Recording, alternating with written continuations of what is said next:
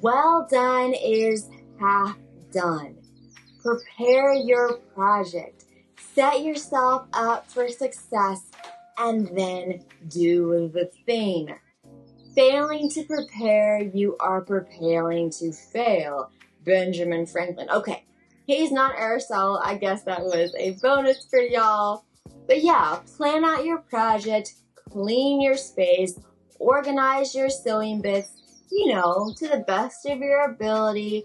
When you know better, do better. Maya Angelou, man, we are getting a bunch of freebies in this one. But prepare your sewing projects thoughtfully. And then it's just a matter of going through the actions. It's almost like getting into cruise control. You get to sew while pondering your thoughts, kind of like meditative. Or maybe you would, pull up a podcast, enjoy that. And now you're sewing, you're listening to a podcast, you're learning stuff through the podcast. It's all just like compounding. Quality is not an act. It is a habit. The whole process of sewing should represent your current level of quality. So the idea of focusing on something, say ironing, really doing your best work on pressing, and then sliding on sewing when it comes to a button. I mean, you're almost done with your garment. Just slap the sucker on and be done with it, right? No. Do everything at the best level that you can do it at. Quality becomes a habit. And then your skills compound since you're always practicing quality. And quality practice makes perfectionist. Personally, I don't think perfection has a place in the creative realm, but I digress. There is no great genius without some touch of madness. Let's face it, if the goal is just not to be naked, there are much more cost, time, environmentally friendly ways to go about acquiring clothing. We could all just be shopping at thrift stores, swapping clothes within our circle of friends. You get the idea. But we choose to sew. It gives us joy.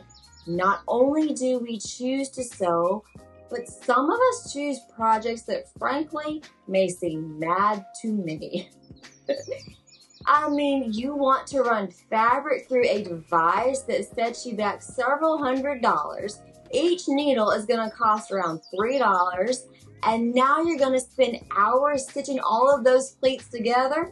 Yes, there is no great genius without some touch of madness. The aim of art is to represent not the outward appearance of things, but the inward significance. For this, and not the external mannerisms and detail, is true art. What lies beneath your designs? What fuels your creativity? Are you trying to incorporate a keepsake from a family member who has passed into a baby gown for the next generation? The inward significance is the true art. Perfectionism is overrated anyways. And speaking of perfectionism, pleasure in the job, perfection in the work. It is important to like what you're doing. This is sewing. It's a creative outlet, aka it is not necessary for you to sew. It is not required, mandated. You shouldn't feel pressure from society. It's something you do because you enjoy sewing. Sure, maybe you don't enjoy some aspects of sewing, but overall, it should be a pleasurable experience. It's not something to do out of obligation, status, or whatever. And just because you find enjoyment with one style of sewing doesn't mean that they're all going to be for you, and that's okay. You may really love quilting, but not so much with fashion. For me, I have found enjoyments through all styles except alterations. I detest alterations. The soul never thinks without a picture. Pinterest. Aristotle was pitching Pinterest, clearly. But really, he's thinking about the idea that our thoughts come to us as images, motions, movies, and how are all those created? Through our perceptions of the world and experiences within our lives. So it's difficult to perceive how to do something. It seems impossible. And in all seriousness, if we go back to Pinterest, we can see a completed project giving us some perspective on how to achieve something. And suddenly we have the ability to perceive the steps. And now it all seems possible because, well, it is possible. There's the photo on Pinterest. The end of labor is to gain leisure. Depending on your style of sewing, there can be a lot of work involved. Maybe you enjoy hand beating thousands upon thousands of beads.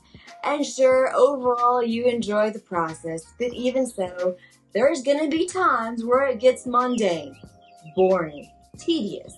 And you may be asking yourself, why? Why am I doing this? Think back to your why. Is it the creation at the larger scale? You're smiling at the thought of an achievement? Overall, you find the process to be relaxing? Maybe it has to do with your legacy. Maybe it's because you're making a dream a reality. Dreams are fun to chase. I understand, and so does Aristotle. Hope is a waking dream. If you have enough hope that something can be done, you can imagine it. And visualization is a powerful tool to making that hope into a real life dream, a waking dream. So dream it up and make it happen. How can you make these things a reality? Check out this video on 5 mindsets that will be a game changer for your sewing productivity. If you have any questions, please put them down in the comments below and I will do my best to answer them. As always, I appreciate y'all for watching and I hope to catch y'all next time.